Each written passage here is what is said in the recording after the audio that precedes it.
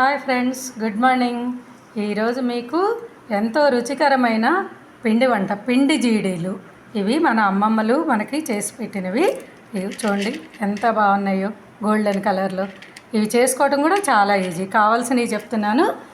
బియ్యం పిండి, పొడి బియ్యం పిండి, వెన్న, ఉప్పు, వాము, ఈ 4 కలిపి చక్కగా ఇలాగా ముద్ద చేసుకోవాలి.